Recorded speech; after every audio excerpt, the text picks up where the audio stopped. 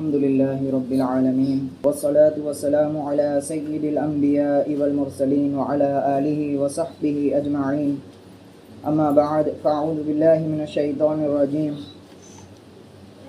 وإذ قال ربك للملائكة إني جاعل في الأرض خليفة وقال تعالى في الآية المتقدمة وَإِذْ قُلْنَا لِلْمَلَائِكَةِ اسْجُدُوا لِآدَمَ فَسَجَدُوا إِلَّا إِبْلِيسَ أَبَى وَاسْتَكْبَرَ وَكَانَ مِنَ الْكَافِرِينَ صدق اللہ العظیم۔ رب اشرح لي صدری ويسر لي امری واحلل عقدۃ من لسانی یفقہوا قولی۔ اما بعد، گزشتہ مجلس میں آدم علیہ السلام کی خلقت کا ذکر تھا اور ان کی تخلیق سے جو مقصود تھا اس کی طرف رہنمائی فرمائی گئی تھی۔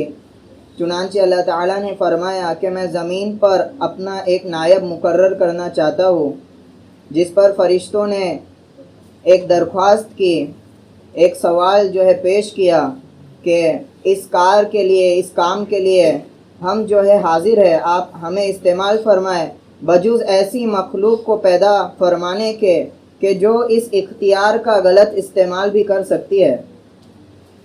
چونکہ فرشتوں کی جو تخلیق ہوئی ہے وہ نور سے ہوئی ہے اور ان میں نافرمانی کا کوئی مادہ نہیں ہے۔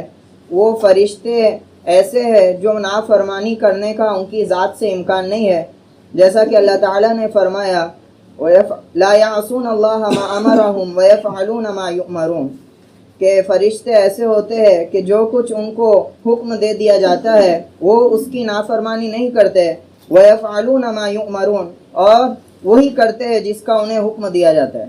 تو ان کی طبیعت میں نافرمانی، سرکشی جیسی کوئی چیز ہی نہیں ہے۔ اس کے برمقابل جو جنات ہے وہ آگ سے بنائے گئے ہیں، ان میں جو ہے سرکشی کا پہلو زیادہ ہے۔ ایسا نہیں ہے کہ ان لوگوں میں سمجھ بوجھ کا پہلو نہیں ہے، لیکن اس پہلو پر ان کی سرکشی غالب ہے۔ اور انسانوں کی جو تخلیق ہے وہ اس اعتبار سے ہوئی ہے، وہ خاک سے ہوئی ہے، جیسا کہ ابھی آیتوں میں آئے گا آگے کی کہ ارتھ کے کرسٹ سے بنایا گیا ہے، مٹی سے بنایا گیا ہے کھنکھارتی ہوئی۔ تو ان کی جو طبیعت ہے اس میں نافرمانی کا بھی پہلو ہے اور فرما برداری کا بھی پہلو ہے۔ تو فرشتے جنات کو جو ہے تجربہ کر چکے تھے کہ اس سے پہلے آپ نے جنات کو جو ہے بسایا تھا دنیا میں، اور انہوں نے دنیا میں جو خون خرابہ اور فساد مچایا وہ ہم ابھی مشاہدہ کر چکے ہیں۔ اب اسی طرح سے آپ ایک اور مخلوق بنانے جا رہے ہیں، تو ہم جو ہے اس خدمت کے لیے حاضر ہے، آپ ہمیں استعمال کر سکتے ہیں انسانوں کو بنانے کی بجائے۔ لیکن اللہ تعالیٰ نے آگے فرما دیا کہ خلافت کی ضرورت ہی وہاں ہوگی جہاں پر فساد پھیلے گا۔ اگر دنیا میں سب فرشتہ نما ہو گئے تو وہاں پر اللہ کے احکام کو نافذ کرنے کی ضرورت ہی نہیں ہوگی، کیونکہ وہاں پر نافرمانی کا امکان ہی نہ ہوگا۔ تو اللہ تعالیٰ کی اس کے علاوہ بہت سی حکمتیں تھیں۔ پھر خلافت کے تعلق سے اللہ تعالیٰ نے جس چیز کی ضرورت تھی فرشتوں کو اس کی طرف آگاہ کر دیا کہ تم سمجھ رہے ہو کہ خلافت تم سنبھال لو گے، لیکن خلافت کے لیے علم کی ضرورت ہے، اور جن علوم کی ضرورت ہے ان علوم سے تم ناواقف ہو۔ چنانچہ اسی وقت اللہ تعالیٰ نے تمام چیزوں کا علم، جیسا کہ مجلس میں آیا تھا گزشتہ، آدم علیہ السلام کو دے دیا اور ان سے اس علم کا مظاہرہ کرا کر فرشتوں کی عاجزی کو صاف کر دیا کہ آپ نے سچ کہا کہ جس علم کی ضرورت ہے خلافت کے لیے وہ ہمارے پاس نہیں ہے، اور فرمانے لگے سبحانک لا علم لنا الا ما علمتنا۔ تو اس سے بات سمجھ میں آتی ہے کہ علم کی کتنی عجیب فضیلت ہے کہ ایک ایسی مخلوق جن کے اندر نافرمانی کی کوئی چیز ہی نہیں ہے، ان کے اندر سرکشی کا کوئی پہلو نہیں ہے، نہ حسد ہے نہ جلن ہے، اور محض سر تا پا اللہ کی عبادت کے جو ہے پیروکار ہے، کوئی نافرمانی کا تصور نہیں ہے۔ لیکن ایسی مخلوق کو بھی اللہ تعالیٰ نے انسان کے آگے سجدہ ریز کر دیا۔ کیوں؟ کیونکہ انسان کے پاس وہ جو صفت ہے وہ صفت علم ہے، اور یہ صفت علم اللہ کی صفت سے مشابہ ہے، اللہ کی صفت سے اخذ کی ہوئی ہے۔ کہ فرشتوں میں کتنی عبادت کیوں نہ ہو، لیکن یہ عبادت کا پہلو اللہ کی ذات میں نہیں ہے. اللہ تعالیٰ تو بے نیاز ہے، ہر چیز اس کی محتاج ہے، وہ کسی کا محتاج نہیں ہے. لیکن علم کی جو صفت ہے وہ اللہ کا حقیقی وصف ہے، اور وہی وصف اللہ تعالیٰ نے انسانوں کو عطا کیا، اور اسی وصف کی بنا پر فرشتوں پر اللہ تعالیٰ نے فوقیت بخشی، اور اسی وصف کی بنا پر زمین کی خلافت کا کام ان کو دیا کہ خلافت انجام دینے کے لیے علم کی ضرورت ہے جو انسان کے پاس ہے. اور چنانچہ یہ علم کا مظاہرہ آدم علیہ السلام کا کیا، اور اس کے بعد ظاہری طور پر فرشتوں سے ان کو جو ہے ان کی اس قیادت کو تسلیم کروانے کے لیے ایک فعل بھی کروا دیا جس کا تذکرہ آگے ہے. جیسا کہ پہلے زمانوں میں بادشاہ اگر کوئی نائب مقرر کر دیتا تھا اپنا، تو اس کے بعد ایک تمام لوگوں کو اس کے سامنے نذرانہ پیش کرنے کا حکم دیتا تھا، تاکہ اس کی خلافت جو ہے مسلم ہو جائے اور ثابت ہو جائے، کسی کے دل میں کوئی کجی نہ رہے کہ ہم نہیں تسلیم کرتے، یہ کرتے. اعلانیہ طور پر سب کو جو ہے وہ اعلان کر دیتا تھا کہ یہ میرا نائب ہے. تو ایک فعلی کام اللہ تعالیٰ نے کروایا. چنانچہ اللہ تعالیٰ کا ارشاد ہے، اور جب ہم نے فرشتوں سے کہا وَإِذْ قُلْنَا لِلْمَلَائِكَةِ اسْجُدُوا لِآدَمَ، کہ آدم کو سجدہ کرو. فَسَجَدُوا إِلَّا إِبْلِيسَ، تو تمام نے سجدہ کیا، الا ابلیس، مگر شیطان. ابا، اس نے نہ مانا. واستکبر، اور تکبر کیا. وکان من الکافرین، اور کافروں میں سے ہو گیا. تو اللہ تعالیٰ نے اس علم کی فوقیت کو آدم علیہ السلام کی پیش کرنے کے بعد فرشتوں کو جو ہے سجدہ کا حکم دیا، جیسا کہ آیت میں پیش آیا. اور یہ جو مضمون ہے قرآن میں کل 7 مرتبہ واقع ہوا ہے، آپ دیکھیں گے. اسی طرح آگے آنے والا ہے سورہ ہجر میں، اسی طرح سورہ اسراء میں، اور کئی جو ہے 6 مقامات ہے مکی صورتوں کی، اور ایک جگہ مدنی صورت میں یہاں پہ ذکر ہے. سورہ بقرہ نزول کے اعتبار سے آخری صورتوں میں شمار ہوتی ہے کیونکہ مدنی صورت ہے، اور ترتیب کے اعتبار سے پہلی صورت ہے. تو یہ جو آیت یہاں پر پیش نظر ہے، ہم جس کو دیکھ رہے ہیں، نزول کے اعتبار سے آخری ہے، ترتیب کے اعتبار سے پہلی ہے. اس طرح کی تقریباً 7 آیتیں ہیں جس میں اللہ تعالیٰ نے بار بار ارشاد فرمایا کہ سجدے کا حکم دیا. تمام نے سجدہ کیا مگر ابلیس نے، اس نے سجدہ نہیں کیا، اور چنانچہ یہ تمام چیزیں جو ہے فرمائی گئی. تو یہ سجدے کا حکم دیا اللہ تعالیٰ نے. یہاں پہ سجدے سے مراد کون سا سجدہ ہے؟ تو سجدے کی تفسیر ماجدی میں فرماتے ہیں سجدہ جو لفظ ہے عربی میں سجد یسجد، اس کا معنی آتا ہے جھکنے کے، رسپیکٹ کرنا، کسی کو تعظیم دینا. تو اگر اس معنی میں لیا جائے کہ آدم کو جو ہے تعظیم کرو، اس کے سامنے سر نگو، تو پھر کوئی خرابی لازم نہیں آتی. لیکن اس کا ایک اور معنی ہے جو ہم لیتے ہیں، جو نماز میں جس حیت میں ہم سجدہ کرتے ہیں، تو اگر وہ معنی لیا جائے تو اس سے مراد سجدہ تعظیمی ہوگا کہ آدم کو سجدہ کرو. اور دراصل یہ جو سجدہ تھا وہ آدم علیہ السلام کو نہیں تھا، جیسا کہ دوسری آیتوں میں آپ دیکھیں گے. یعنی آدم علیہ السلام کا جو خاکہ تھا مٹی سے بنا ہوا، اس کو جو حکم نہیں دے رہے. جیسے آتا ہے فَإِذَا سَوَّيْتُهُ وَنَفَخْتُ فِيهِ مِن رُوحِي، پھر ہم نے اس کو بہترین بنایا اور اس میں اپنی روح کو پھونک دیا. وَنَفَخْتُ مِن رُوحِي فَقَعُوا لَهُ سَاجِدِينَ، وہ روح پھونکنے کے بعد سب لوگ کیا ہو گئے؟ سجدہ رے. تو اصل آدم علیہ السلام کا جو خاکہ ہے اس کو سجدہ نہیں ہے، اس کے اندر جو ڈیوائن سپارک ہے اللہ تعالیٰ کا امر ہے، دراصل اس کی تعظیم ہے. اسی طرح مفسرین فرماتے ہیں کہ یہ سجدہ تعظیم یہ ما قبل کی شریعتوں میں جائز تھا. جس طرح ہم اس طرح کے واقعات یوسف علیہ السلام کی قصے میں دیکھتے ہیں، آیتوں میں آتا ہے کہ ان کے والدین اور تمام بھائیوں نے کیا کیا؟ سجدہ کیا. فَخَرُّوا لَهُ سُجَّدًا. تو یہ سجدہ تعظیمی ہے. یعنی پہلے کی شریعتوں میں اس طرح کے سجدوں کی اجازت ہوا کرتی تھی. یہ وہ سجدہ نہیں ہے جو عبادت کی غرض سے کیا جاتا ہے. یہ اسی طرح سجدہ ہے جس طرح ہم قبلے کی طرف رخ کر کے نماز پڑھتے ہیں. قبلے کی طرف رک کر نماز پڑھنا ہمارا اللہ کے حکم دینے کی وجہ سے، اس وجہ سے نہیں ہے کہ ہم قبلے کی عبادت کرتے. تو یہ اس طرح کا سجدہ ہے، یہ سجدہ تعظیمی جو ماں قبل کی شریعتوں میں جس کی اجازت تھی، تعظیم کے لیے سجدہ کرتے تھے، عبادت والا سجدہ نہیں تھا. تو اللہ تعالیٰ نے حکم دیا کہ آدم علیہ السلام کو کہ جو ان کو سجدہ کرو، لیکن شریعت محمدیہ میں اس سجدے کو جو ہے حرام قرار دے دیا گیا، سجدہ تعظیمی کو. شریعت ماں قبل میں تو اجازت تھی، لیکن آپ صلی اللہ علیہ وسلم کی شریعت آخری شریعت تھی اور مکمل شریعت تھی اور قیامت تک کے لیے آنے والی شریعت تھی. تو اس میں کسی بھی ایسے امر کی اجازت نہیں دی گئی جس کا غلط استعمال ہو کر لوگ اس کو شرک بنا دے. تمام شرک کے بابوں کو جو ہے بند کر دیا گیا. تو اس شریعت میں اس طرح کی سجدے کو جو ہے حرام قرار دے دیا گیا. تو اب چنانچہ کوئی کسی کے سامنے رسپیکٹ کے لیے اپنے جو ہے سر کو جھکاتا ہے یا سجدہ کرتا ہے تو یہ حرام ہے. اور حرام ہونا ہم کو کیسے سمجھ میں آتا ہے؟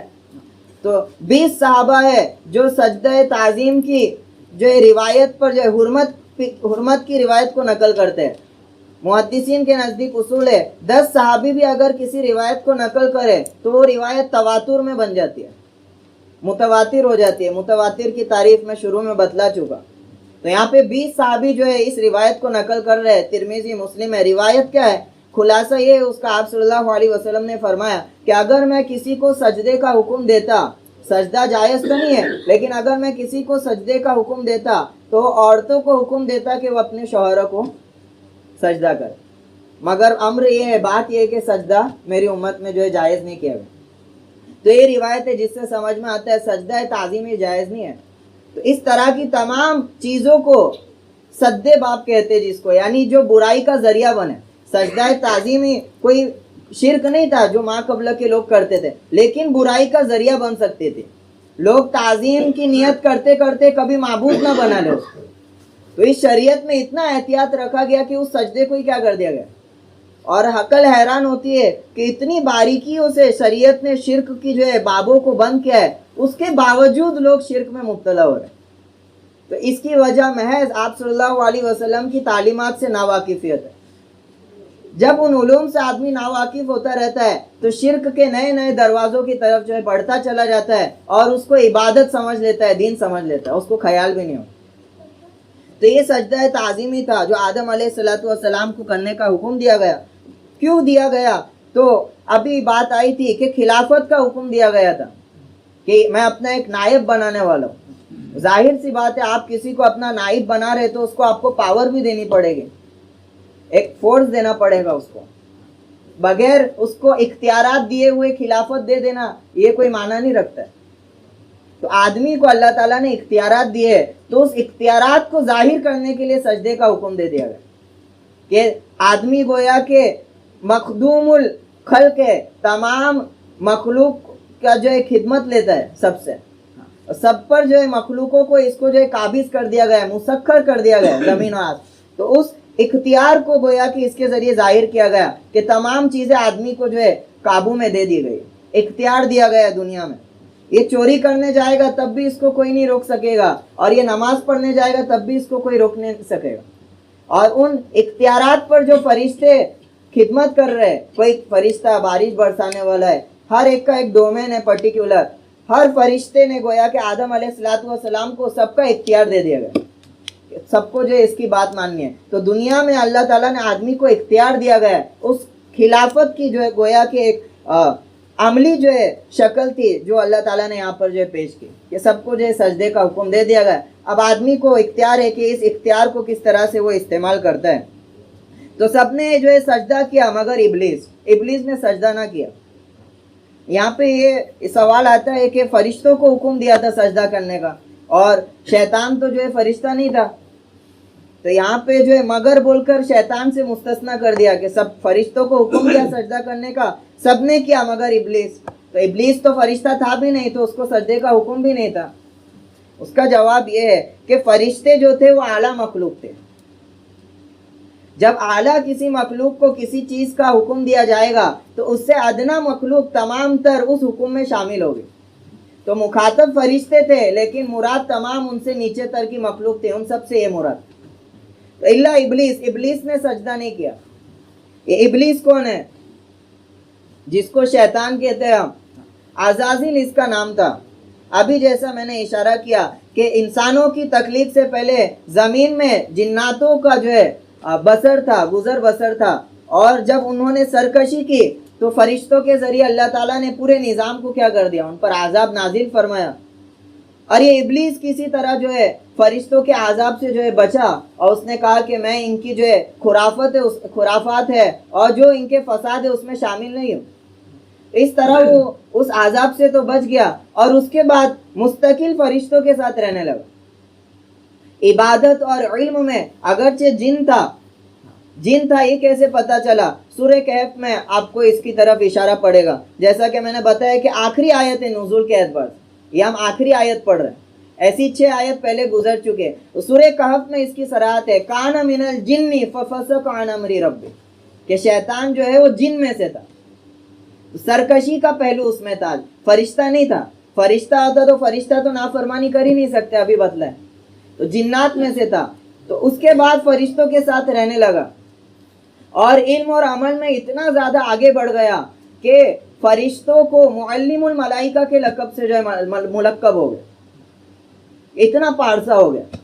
تو گویا کہ اس کے بارے میں لکھا ہے کہ اس طرح کا اس نے ریاضت اور عمل اور علم کے اعتبار سے ترقی کی، یہ زعم کرتے ہوئے کہ اب تمام جنات سے تو یہ اختیارات چھین لیے گئے، اب جو ہے میں علم اور ریاضت کر کے کس طرح زمین کی خلافت حاصل کر لوں. لیکن جب اللہ تعالیٰ کے اس ارادے کو اس نے دیکھا کہ اللہ تعالیٰ تو ایک نئی مخلوق کو بنا رہے اور اس کو خلافت دے رہے، تو گویا کہ اس کی تمام جو چیزیں تھی جو اس نے دماغ میں رکھا تھا اور جو خواہشات تھی وہ جو ہے تمام چیزیں جو ہے ٹوٹ گئی. تو اس افسوس کے مارے اور اس نے جو ہے سجدے سے انکار کر دیا، ابا واستکبر، اور نقص نکالنے لگا. انکار کر دیا، واستکبر، اور تکبر کیا. اور کیا نقص نکالنے لگا؟ خلقتنی من نار وخلقتہ من طین، کہ آپ نے جو ہے مجھے آگ سے پیدا کیا ہے اور اس کو مٹی سے پیدا کیا گیا ہے. آگ کے شایان شان نہیں ہے کہ وہ مٹی کے سامنے سجدہ نہیں ہو. اس کی جو ہے میرے سے اس کو مجھ پر کوئی فوقیت حاصل نہیں ہے کہ میں اس کے سامنے کیا کروں، سجدہ کروں. گویا کہ جو خلافت کا اس نے اپنے دماغ میں لیے ہوا تھا وہ اس کی آنکھوں کے سامنے انسانوں کو دیا جا رہا تھا. اس بغض اور حسد میں اس نے سجدے سے انکار کر دیا. وَكَانَ مِنَ الْكَافِرِينَ، اور کافروں میں سے ہو گیا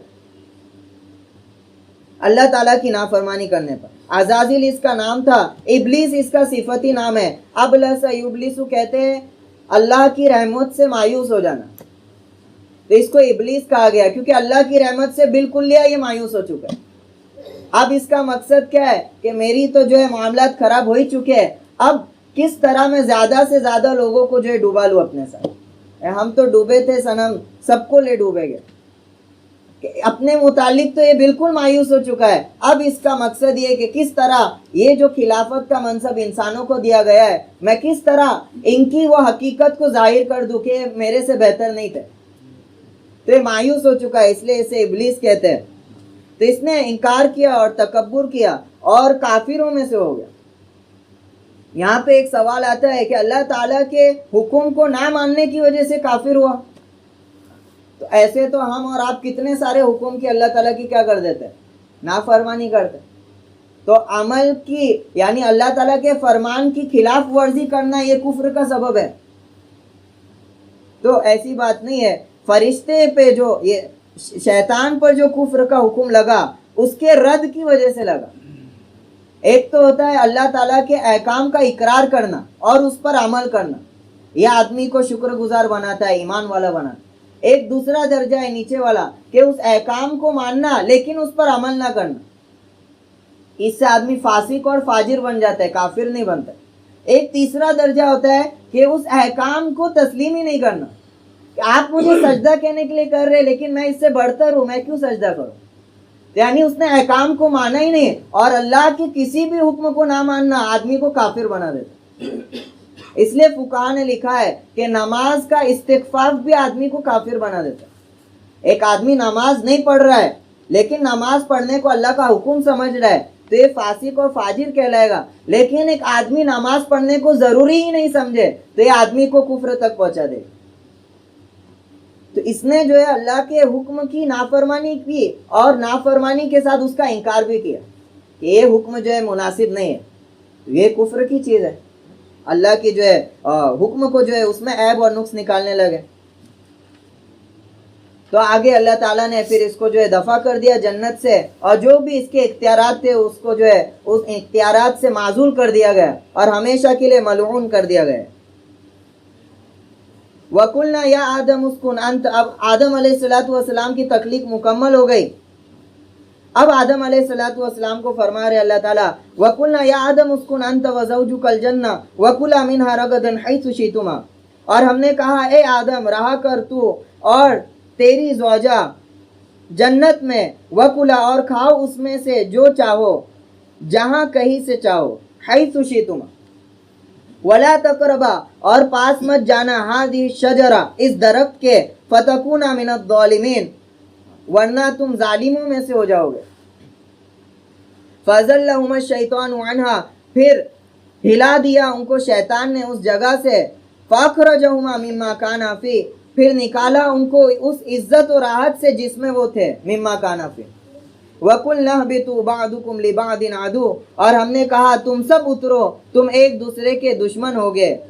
وَلَكُمْ فِي الْأَرْضِ مُسْتَقَرٌّ وَمَتَاعٌ إِلَىٰ حِينٍ اور تمہارے واسطے زمین میں ٹھکانا ہے اور نفع اٹھانا ہے ایک وقت تک.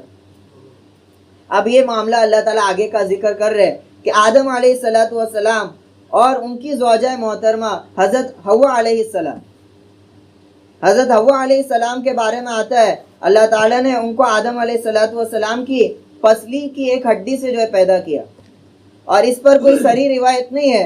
اس کا ذکر ہم کو تورات وغیرہ میں ملتا ہے، اسرائیلیات سے اس کا تعلق ہے، اور کوئی صحیح روایت اس میں ہم کو ملتی نہیں ہے. تو وہی مفسرین بیان کرتے ہیں. تو ان کی بیوی اور ان کو کہا کہ تم اور تمہاری بیوی جنت میں رہو. جنت میں رہنے کا، جنت جو ہے آدم علیہ السلام کا مسکن تھا.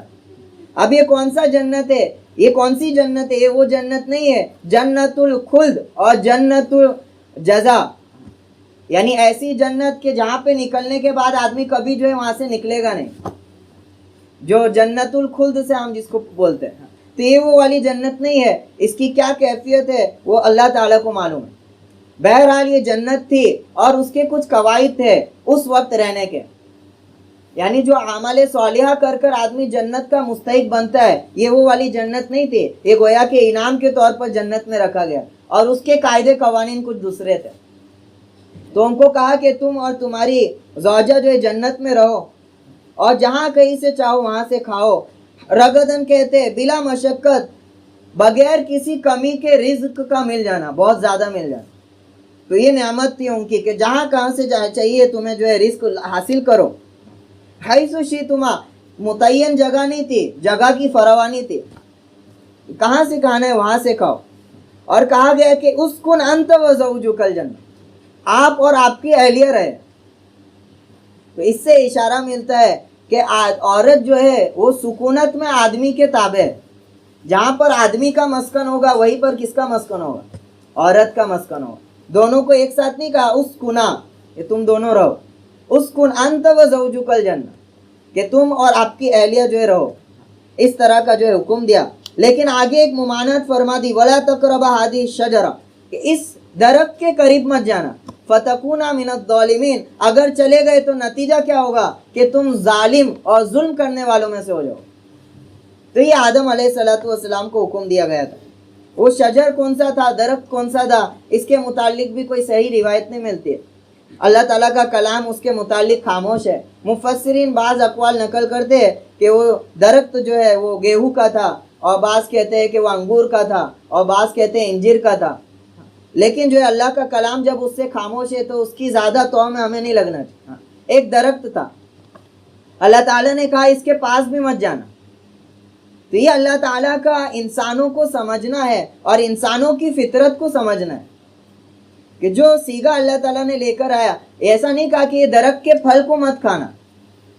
اللہ تعالیٰ کو معلوم ہے آدمی جو بنا ہے وہ نفس اور روح دونوں سے بنا ہے.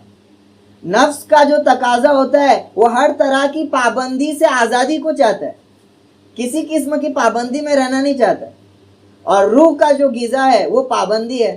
جتنا روح اپنے آپ کو احکامات میں اور اللہ کے حکموں کا پابند بناتی ہے اتنا روح مقوی ہوتی ہے۔ آدمی گویا کہ ہر وقت روح اور نفس کے جھگڑے میں جو ہے ملوث ہے، نفس کچھ اور چاہ رہی ہے، روح کچھ اور چاہ رہی ہے۔ تو اللہ تعالیٰ کو اس نفسیات سے، اللہ تعالیٰ کو انسانوں کی اس نفسیات کا علم ہے، تو اس لیے اللہ تعالیٰ کا جو طرز ہے آدمیوں کے لیے وہ یہی ہے کہ ولا تقربا، کہ قریب بھی مت جانا، کہ قریب چلے جاؤ تو مبادہ ایسا نہ ہو جائے کہ تمہارا نفس تمہاری روح پر غالب ہو جائے اور تم اس نافرمانی میں کیا ہو جاؤ، مبتلا ہو جاؤ۔ تو شریعت کا جو مزاج ہے وہ یہی ہے کہ گناہوں سے بچنے کا طریقہ کیا ہے کہ گناہوں کے قریب بھی ہم جو ہے اپنا گزر بسر نہ کریں، تب تو ہم اس گناہوں سے بچا سکتے ہیں اپنے آپ کو، اور لیکن اس کے پاس سے جانا یا اس گناہ کے اسباب میں ملوث ہو جانا، پھر آدمی کا بھروسہ نہیں کب اس کا نفس غالب ہو جائے اور وہ اس گناہ میں کیا ہو جائے، ملوث ہو جائے۔ تو تم ظلم کرنے والوں میں ہو جاؤ گے، کیونکہ اللہ کا حکم توڑ کر آدمی سب سے بڑا جو ہے ظلم کرتا ہے۔ شیطان نے کیا کیا؟ شیطان نے ان کو پھسلا دیا اور فَأَخْرَجَهُمَا مِمَّا كَانَا فِيهِ، کسی طرح سے شیطان نے دھوکہ دے دیا، فریب دے دیا۔ اس کے متعلق بھی کوئی صریح روایت نہیں ہے کہ شیطان نے کیسے پھسلایا، اور بہت سے سوالات ہوتے ہیں کہ جب یہ جنت میں تھے تو شیطان جنت میں گیا کیسے، تو اس طرح کے سوالات ہیں۔ تو اس کا جواب یہی ہے کہ شیطان نے ان کو پھسلایا، شیطان جنات میں سے، اور جنات کو اللہ تعالیٰ نے ایسی بہت سی طاقت و قوت دی ہے جو انسانوں کو نہیں دی ہے۔ ان کے لیے مادی چیزیں فاصلہ نہیں بنتی ہے، کئی گھنٹوں کا سفر اور کئی دوری کا سفر وہ آرام سے کر سکتے ہیں۔ اللہ نے ایسی غیر معمولی ان کو جو قوت دی۔ اسی طرح بغیر کسی آدمی سے ملے ہوئے بھی اس کے اندر وہ وسوسہ ڈال سکتے، اتنا اختیار دیا۔ لیکن یہاں پہ ہم کو سمجھ میں آتا ہے کہ ضرور ملاقات کی ہے کسی دوسری شکل میں، جیسا کہ سورہ صاد کی جو ہے سورہ 8ویں پارے میں آیت ہے وَقَالَهُمَا فَسَقَالَهُمَا ثُمَّ تَوَلَّا، کہ ملاقات کی، شیطان نے ان سے بات کی۔ تو اسی طرح تورات وغیرہ میں آتا ہے ایک سانپ کی شکل میں وہ آیا تھا، اسی طرح دوسری جو روایتیں آتے ہیں کہ مور کی شکل میں آیا تھا، یا کسی دوسری جو ہے شکل میں وہ آیا اور جو ہے بہکانے لگا۔ بہکانے کی روایت جو آتی ہے وہ بعض کہتے ہیں کہ حوا علیہ السلام کو بہکایا اس، کہ عورت کو بہکانا زیادہ آسان ہوتا ہے اور عورت کی طرف سے آدمی تک پہنچنا زیادہ آسان ہوتا ہے، تو عورت کو حوا علیہ السلام کو بہکایا اور کسی طرح سے اس نے وہ درخت کا جو ہے پھل ان کو کھلا دیا، اور پھر آدم علیہ السلام کو بھی حوا علیہ السلام نے کھلا دیا۔ اور بعض میں آتا ہے کہ شیطان نے آدم علیہ السلام کو جو ہے بہکایا، بہکانے کی صفت یہ طرح تھی کہ آدم علیہ السلام کو پھسلانے لگا کہ یہ جو درخت ہے اگر تم اس کی جو ہے پھل کو کھا لو گے تو یہ جو نعمتوں میں تم ہو، یہ نعمتیں تمہیں دائمی طور پر حاصل ہو جائے گی اور کبھی تم ان نعمتوں سے جدا نہیں ہوگے۔ اس طرح سے اس نے بہکایا۔ اور ایک روایت میں آتا ہے جیسا کہ آگے آپ کو سورہ طٰ میں آئے گا فَنَسِيَ آدَمَ وَلَمْ نَجِدْ لَهُ عَزْمًا، آدم جو ہے بھول گئے اور ہم نے ان میں کوئی پختگی نہیں پائی۔ تو گویا کہ آدم علیہ السلام کو جو اللہ تعالیٰ نے شروع میں حکم دے دیا تھا کہ اس درخت کے پاس مت جانا، تو وہ حکم کو گویا کہ وہ رہتے رہتے ان کے ذہن سے نکل گیا، اور جب شیطان ان کے سامنے آیا اور اس نے جو اس طرح کے وعدے کیے تو گویا کہ ان سے خطا ہو گئی، اجتہادی غلطی ہو۔ یا تو شیطان نے ایک توجہ اس کی یہ بیان کرتے کہ اللہ تعالیٰ نے جس درخت سے روکا تھا اس درخت سے روکنے سے مراد اس درخت کی پوری جنس مراد تھی، جیسے نیم کا درخت ہے تو نیم کے درخت کو مت کھانا، ایک متعین جنس کا درخت تھا۔ تو شیطان نے اس طرح سے ورگلایا کہ اللہ تعالیٰ نے بس فلاں درخت سے تم کو روکا ہے، اس کے دوسرے درخت سے نہیں روکا ہے۔ تو آدم علیہ السلام کو مغالطے میں ڈالا، تو اس طرح سے اس نے فریب دیا اور دھوکہ دیا، چنانچہ آدم علیہ السلام نے جو ہے وہ کھا لیا، اور اس کے بعد اللہ تعالیٰ کا حکم نازل ہوا وَقُلْنَا اهْبِطُوا بَعْضُكُمْ لِبَعْضٍ، اب جو ہے جب تم نے کھا لیا ہے تو اب یہاں سے جو ہے نیچے اتر جاؤ، جنت سے نیچے اتر جاؤ۔ بَعْضُكُمْ لِبَعْضٍ عَدُوٌّ، جنت کا تو یہ شان تھی کہ یہاں پہ تم سبوں کے دل جو ہے بغض، کینہ، حسد سے پاک صاف تھے، لیکن دنیا میں یہ تمام چیزوں سے پاکی صفائی حاصل نہیں ہوگی۔ دنیا کا تو عالم یہ ہوگا کہ تم میں سے بعض کے دشمن ہوں گے، اور جنت میں یہ چیزیں نہیں ہیں، جیسا کہ سورہ ہجر میں ہم دیکھتے ہیں وَنَزَعْنَا مَا فِي صُدُورِهِم مِّن غِلٍّ، جنتیوں کے دل میں سے جو کچھ کجی ہوگی اللہ تعالیٰ اس کو نکال دے گے، اخوانن، سب بھائی بھائی ہو گئے، ذرا سا حسد نہیں ہوگا، ذرا سی جلن نہیں ہوگی، ذرا سا اپنے بھائی کے لیے جو ہے ٹانگ کھینچنے کا اور یہ سب ناپاک جذبات نہیں ہوگا۔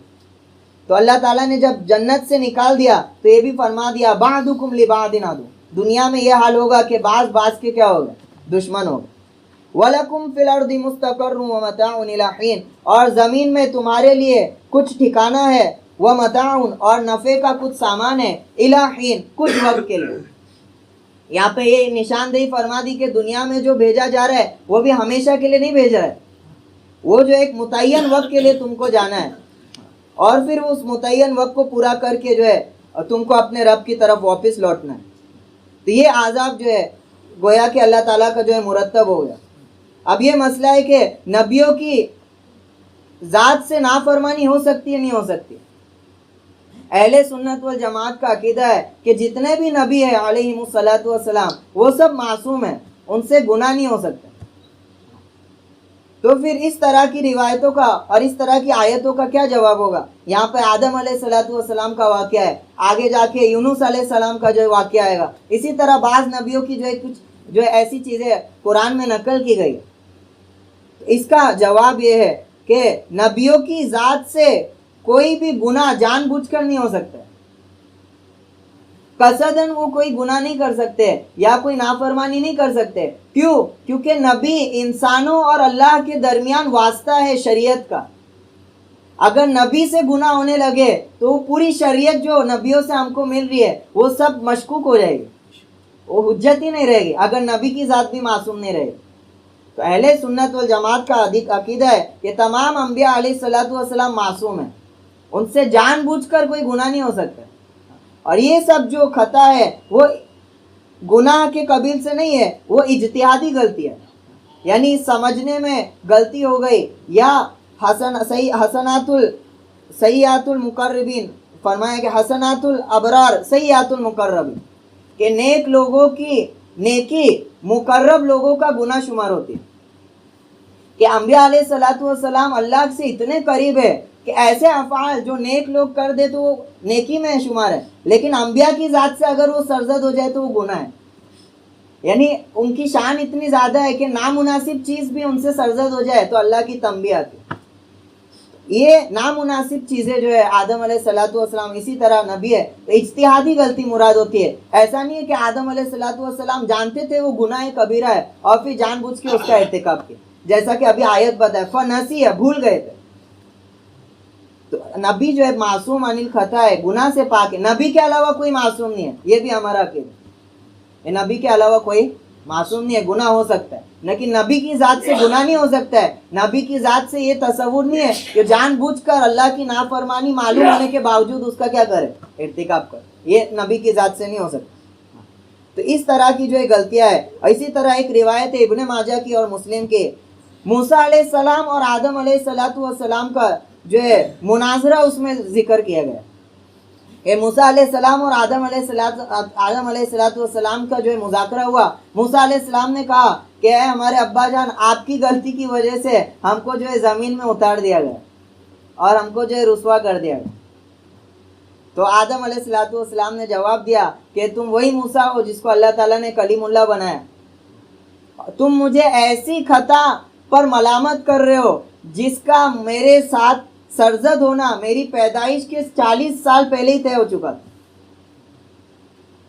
کہ وہ تو تقدیر الہی میں جو پہلے ہی طے ہو چکا تھا کہ میرے سے خطا سرزد ہوگی، اور جو ہے اس کے پاداش میں مجھے دنیا میں کیا کر دیا جائے، دنیا میں اتارنا۔ تو گویا کہ اللہ کا وہ مقصد اول کیسے حاصل ہوتا کہ دنیا میں خلیفہ، زمین میں خلیفہ پیدا کر۔ تو ایسے گناہ پر مجھ کو ملامت کر رہے ہو جو اللہ تعالیٰ نے میری پیدائش سے 40 سال پہلے ہی مجھ پر کیا کر دی، طے کر دیا۔ تو روایت میں آتا ہے آپ سے نے فرمایا کہ آدم موسیٰ پر جیت گئے، آدم موسیٰ پر کیا ہو گئے، غالب ہو گئے علیہ السلام۔ تو یہ جو ہے غلطی ہوئی لیکن اجتہادی غلطی تھی، چنانچہ غلطی ہو گئی۔ اب آدم علیہ الصلاۃ والسلام جو ہے دنیا میں اتار لیے گئے۔ اب جب دنیا میں اتار لیے گئے تو یہ فرق ہے آدم علیہ الصلاۃ والسلام اور شیطان میں۔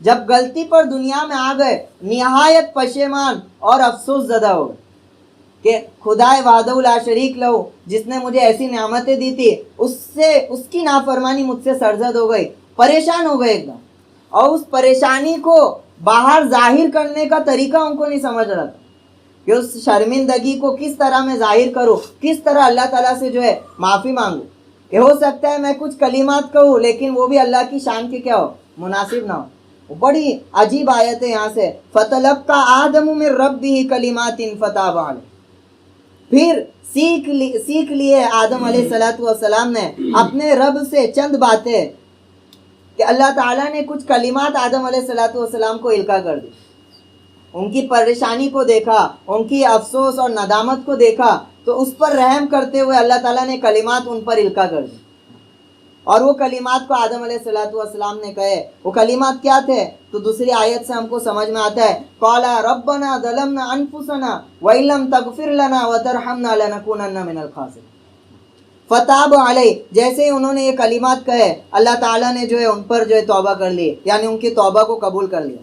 انہ هو التواب الرحیم، اور بے شک وہ بہت زیادہ توبہ قبول کرنے والا ہے اور مہربان ہے۔ تو یہ آدم علیہ السلام کو کلمہ القا کیا، اور پھر اس کے بعد اللہ نے توبہ کو قبول کر لی۔ تو پہلی مرتبہ جو زمین میں آنا ہوا تھا وہ سزا کے طور پہ تھا۔ کیسا تھا؟ سزا کے طور پہ تھا، لیکن اب ان کی خطا کو اور لغزش کو اللہ تعالیٰ نے معاف کر دیا۔ اب گویا کہ اللہ تعالیٰ کا بھیجنا یہ ان کو اعزاز کے ساتھ ہوا، اس لیے دوبارہ وہی بات کو اللہ تعالیٰ نے ارشاد فرمایا، قُلْ نَهْبِطُوا مِنْهَا جَمِيعًا، جو خطا کی تھی معاف کر دی۔ اب اللہ تعالیٰ فرما رہے ہم نے حکم دیا نیچے جاؤ یہاں سے تم سب، قُلْ نَهْبِطُوا مِنْهَا جَمِيعًا، واپس دوبارہ اتر جاؤ۔ تو پہلی مرتبہ جو بھیجا گیا تھا وہ کیسے بھیجا گیا تھا؟ عتاب کے طور پہ۔ اب جب خطا معاف ہو گئی، اب جو بھیجا جا رہا ہے اللہ کی مصلحت ہے، اللہ کو اپنی خلافت قائم کرنا، اس لیے بھیجا جا رہا ہے۔ یہ ایسی مثال ہے جیسے کسی بچے کو جو ہے وہ لیٹ آئے تو استاذ کہے کہ بھئی چلے جاؤ ابھی نہیں پڑھنا ہے تم کو، لیکن بعد میں اگر وہ آوازاری کہے استاد جو صحت لے کہ اگلی مرتبہ ایسا نہ کرنا، لیکن اب مصلحت وقت ہو چکا ہے تو اب وہ خوشی اور رضا سے بچے کو کہے کہ اب چلے جاؤ کل آنا ٹائم۔ تو یہ جو دوسری مرتبہ کا کہنا ہے یہ مراد ہے، یہ استاذ کی مراد ہے کہ وہ بچہ ایسا کرے۔ تو دوسری مرتبہ کا جو کہنا ہے اللہ تعالیٰ کا یہ اعزاز کے ساتھ ہے کہ اب زمین میں تم دھتکارے ہوئے نہیں جا رہے ہو، تم کو خلیفہ بنا کے بھیجا جا رہا ہے۔ کیسا بھیجا جا رہا ہے؟ فَإِمَّا يَأْتِيَ، اب جب خلیفہ بنا کے بھیجا جا رہا ہے تو اللہ تعالیٰ نے آگے اس کے خلافت کو قائم کرنے کے لیے جس چیز کی ضرورت ہے اس کی طرف نشاندہی فرما دی۔ فَإِمَّا يَأْتِيَنَّكُم مِّنِّي، پھر اگر تم کو پہنچے میری طرف سے کوئی ہدایت تو فَمَن تَبِعَ ہُدَایَ، جو چلے گا میری ہدایت پر، فَلَا خَوْفٌ عَلَيْهِمْ وَلَا هُمْ يَحْزَنُونَ، تو اس پر نہ کوئی خوف ہوگا نہ وہ غمگین ہوگا، کہ تم جاؤ زمین میں میری خلافت کو قائم کرنے، ان قریب میری طرف سے ہدایت تمہاری طرف پہنچے گی۔ یہ تسلی دے دی گویا۔ اب گویا کہ فمن تبع ہدایا، جس نے میری ہدایت کو قبول کر لیا نہ اس پر خوف ہوگا نہ وہ غمگین ہوگا۔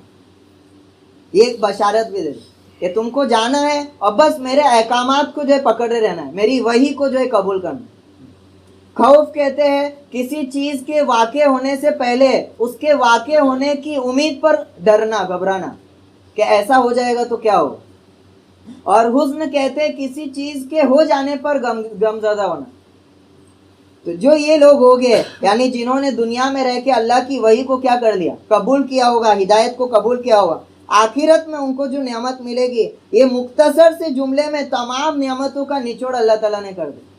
فَلَا خَوْفٌ عَلَيْهِمْ وَلَا هُمْ يَحْزَنُونَ، بڑی جو ہے باریک آیت ہے، اللہ تعالیٰ فرما رہے ان پر کوئی خوف نہیں ہوگا، یعنی اللہ تعالیٰ ایسا نہیں فرما رہے کہ وہ خوف زدہ نہیں ہوگے، خوف زدہ تو ہوگے، جیسا کہ دیگر روایت میں ہم کو معلوم پڑتا ہے بڑے بڑے نبی بھی کیا ہوگے اس وقت خوف زدہ ہوگے، ڈر رہے ہوگے۔ یہاں پہ اللہ تعالیٰ فرما رہے خوف علیہم، ایسا کوئی واقعہ نہیں ہوگا جو ان کو ڈرائے گا۔ یہ الگ بات ہے کہ وہ خوف زدہ ہوگے کہ ہمارا فیصلہ کیا ہوگا کیا نہیں ہوگا۔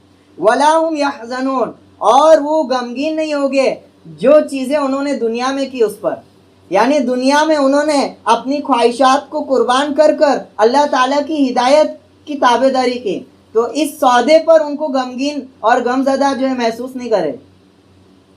برخلاف ان لوگوں کے جنہوں لوگوں نے دنیا میں اپنی خواہشات کو ترجیح دی اور اللہ کی دی ہوئی ہدایت کو کیا کر دیا؟ پاما. تو ان لوگوں کا جو سودا ہوگا ان کے بارے میں فرمایا یوم التغابن کہ ان کے لیے دھوکے کا دن ہو. لیکن ایسے لوگ جن لوگوں نے دنیا میں ہدایت کو قبول کیا وہ اپنے اس سودے پر تھوڑا بھی نادم نہیں ہوگے. ولا هم يحزنون، تھوڑا بھی غم زدہ نہیں ہو.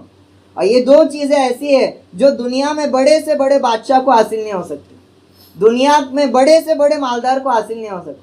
اللہ تعالیٰ نے غم اور حزن سے کسی کو بے نیاز رکھا ہی نہیں ہے دنیا میں. یہ صرف جنتیوں کا اور اللہ کے احکامات پر چلنے والوں کا اعزاز ہوگا جو قیامت میں ان کو ملے. دنیا میں بڑی سے بڑی بادشاہت کسی کو مل جائے لیکن خوف اور غم اس پر جو سوار رہے. کبھی اولاد کی طرف سے غم، کبھی کسی منصب کے چھین جانے سے غم، یا اس کے چھین جانے کے احتمال سے غم، اس کا خوف. یہ خوف اور غم آدمی کی بڑی سے بڑی نعمت کو پھیکا کر دیتی ہے دنیا میں. لیکن یہ جو اعزاز وہ اللہ تعالیٰ قیامت میں دے گے اپنے متبعین کو کہ نہ ان پر کوئی خوف ہوگا نہ وہ کبھی غمگین ہوگا. والذین کفروا وکذبوا بآیاتنا، اور جو لوگوں نے انکار کیا اور تکذیب کی ہماری آیتوں کی، یعنی جن پر ہدایت پہنچی اور انہوں نے نافرمانی کی، اولئک اصحاب النار، تو یہ جہنم والے ہو گئے، ہم فیہا خالدون، اور اس میں ہمیشہ ہمیشہ رہے. گویا کہ اب دوسری مرتبہ آدم علیہ السلام کو دنیا میں بھیجا جا رہا ہے خلافت کو انجام دینے کے لیے، اور ایک بنیادی اصول اللہ تعالیٰ نے بتلا دیا کہ میری رہنمائی تم تک پہنچے گی، اس کو قبول کرنا اور اس کو اتباع کرنا تمہاری نجات کا ذریعہ ہو. اور آگے پیچھے فرما دیا کہ اس دنیا میں ہمیشہ نہیں رہنا ہے، مختصر طور پہ رہنا ہے. جیسا کہ اس کو آگے اس سے پیچھے والی آیت میں فرمایا تھا هو الذی یمیتکم ثم یحییکم ثم الیہ ترجعون، کہ دنیا کی موت بھی ایک نعمت ہے، اس کو نعمتوں میں شمار کیا تھا. تو اگر دنیا میں موت نہیں ہوتی تو یہاں کا امتحان ختم ہی نہیں ہوتا، اور یہاں کے امتحان پر جو انعامات ہیں وہ مرتب ہی نہیں ہوتے. گویا کہ یہاں کی موت بھی کیا ہے؟ انعام میں سے کہ اللہ تعالیٰ نے یہاں پہ موت رکھی کہ اس مختصر سی زندگی میں میری ہدایت کی پیروی کرو، اور تو اللہ تعالیٰ جو ہے انعامات سے جو ہے آخرت میں نوازے گے، اور یہ تمام جو چیزیں اور اس کی خلاف ورزی کرنے پر عذاب ہے. الحمدللہ آیتوں کی تشریح مکمل ہوئی. جو کچھ کہا گیا سنا گیا، اللہ تعالیٰ اس کے حق باتوں پر ہم کو عمل کرنے کی توفیق نصیب فرمائے. اللہم صلی علی محمد صلی اللہ علیہ وسلم، جز اللہ عن محمد صلی اللہ علیہ وسلم. لا الہ الا انت سبحانک انا کنا من الظالمین. اللہم انت الصمد الذی لم یلد ولم یولد ولم یکن له کفوا احد. اللہم انت ولینا فی الدنیا والآخرہ، انت ولینا فی الدنیا والآخرہ، توفنا مسلمین والحقنا بالصالحین. یا اللہ ہمارے تمام گناہوں کو معاف فرما، یا اللہ ہمارے تمام خطاؤں کو معاف فرما. یا اللہ ہر ایک گناہ پر یا اللہ ہم کو سچی پکی توبہ کرنے کی توفیق نصیب فرما. یا اللہ سچی پکی توبہ کرنے کی توفیق نصیب فرما. موت سے پہلے پہلے ہر گناہ سے پکی توبہ کرنے کی توفیق نصیب فرما. یا اللہ تیری رحمت کو ہماری طرف متوجہ فرما. یا اللہ تیری ہدایت کو قبول کرنے کی ہم سب کو توفیق نصیب فرما. یا اللہ ناشکروں میں ہمارا شمار نہ فرما. یا اللہ کافروں میں ہمارا شمار نہ فرما. یا اللہ تیری کتاب و سنت سے ہم سب کو یا اللہ وابستگی نصیب فرما، محبت نصیب فرما. اس کے ایک ایک حکم کو محبت کے ساتھ یا اللہ حاصل کر کر عمل کرنے کی توفیق نصیب فرما. ہمارے بچوں کو ان احکامات کا محافظ بنا، ان پر عامل بنا. یا اللہ ان کی اشاعت کرنے والا بنا. یا اللہ اسلام کا داعی بنا. یا اللہ قرآن کا داعی بنا. یا اللہ تو کوئی مسلمان پریشان حال ہے، یا اللہ ان کی پریشانیوں کو دور فرما. جہاں کئی مسلمان مظلوم ہے یا اللہ ان کی فریاد رسی فرما. یا اللہ ان کو خوب صبر نصیب فرما. یا اللہ ہمارے فلسطینی بھائیوں کو صبر نصیب فرما. یا اللہ ان کو خوب صبر نصیب فرما. یا اللہ تیری غیبی نصرتوں کا مشاہدہ فرما. یا اللہ تیری قدرت کا ان کو مشاہدہ فرما. یا اللہ بغیر کسی اسباب کے اللہ ان کو غالب فرما. یا اللہ تیری قدرت کا مظاہرہ فرما. یا اللہ ہم سب تیری قدرت کو دیکھنے کے مشتاق ہے. یا اللہ اپنی قدرت کا مظاہرہ فرما. یا اللہ باطل کو ان کی تمام طاقتوں میں رکھتے ہوئے ان کو یا اللہ شکست نصیب فرما. یا اللہ تیری قدرت کا مظاہرہ فرما. یا اللہ ان کو عبرت کا نشاں بنا. یا اللہ ان کے ظلم کا یا اللہ خاتمہ فرما. یا اللہ ان کی تدبیروں کو پاش فرما. یا اللہ جو ہم نے مانگا ہے اسے بھی قبول فرما، جو مانگنے سے رہ گیا ہے اسے بھی قبول فرما. ہماری دعاؤں کو حضور پاک صلی اللہ علیہ وسلم کے صدقے و طفیل قبول فرما. آمین آمین یا رب العالمین. سبحان ربک رب العزت عما یصفون وسلام علی المرسلین والحمد للہ رب العالمین.